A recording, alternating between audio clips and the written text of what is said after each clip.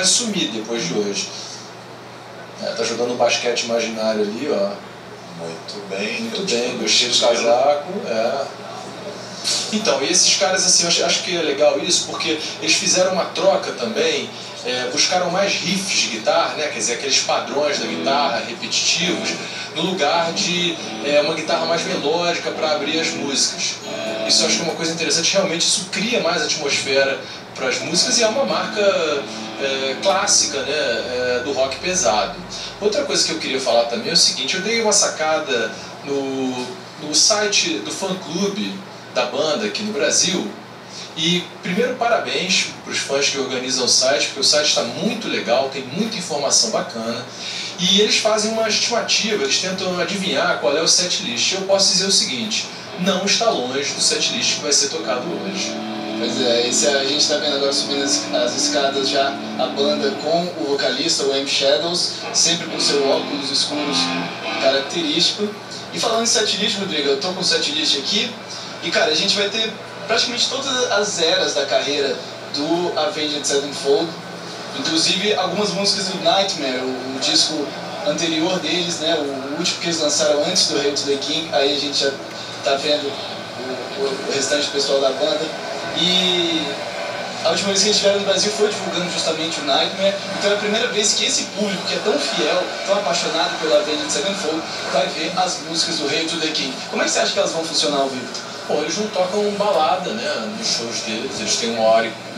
Eu acho que eles vão tocar algumas músicas do disco que a gente já sabe, né? A gente só não está entregando aí o setlist porque quebra um pouco a surpresa, mas eles vão tocar algumas músicas de casa. Claro, mas eles vão tocar algumas músicas do disco novo. Mas o complicado de festival é que a banda, obviamente, quer também passear pela carreira, né? Você precisa agradar a muito mais gente, né? Eu acho que... Até porque tem muita gente aí que de repente não ouviu o disco novo. Sem dúvida, tá bastante recente, né? Esse disco acabou de sair, saiu em agosto.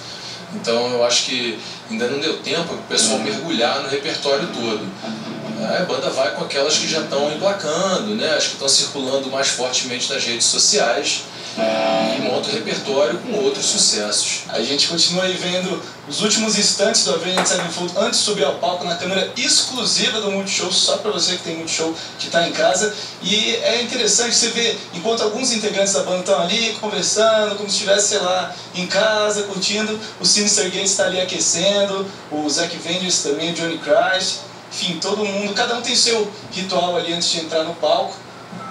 E o Warren Elliott, esse novo baterista, parece bem tranquilo, né? Para quem vai tocar para um público como o brasileiro. Será que talvez ele não tenha visto ainda atrás da cortina ali, quantas pessoas estão esperando, né? Mas sabe o que eu acho que é? Eles têm shows marcados até setembro do ano que vem.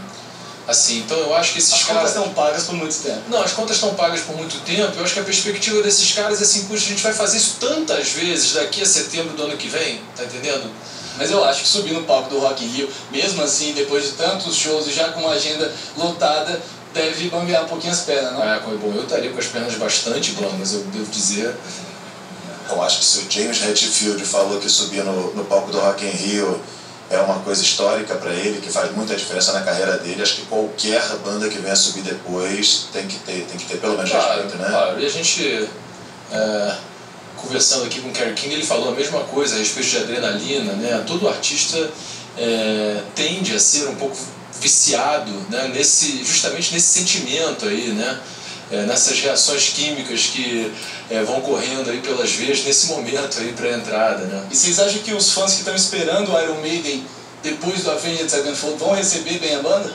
Cara, esse disco Hail to the King tem alguns refrões que não são muito inspirados. Muito inspirados, até respeitosamente inspirados. Isso aí não vejo problema, não. Está chegando a hora do Avenged subir ao palco, os Rhodes já estão alertando ali. O M. Shadows à frente, seguido pelo restante da banda. O Avenged que vem aí apresentar o Hail to the King, novíssimo álbum deles, que saiu há pouquíssimas semanas. Então é isso, Avenged Sevenfold, porque Rock in Rio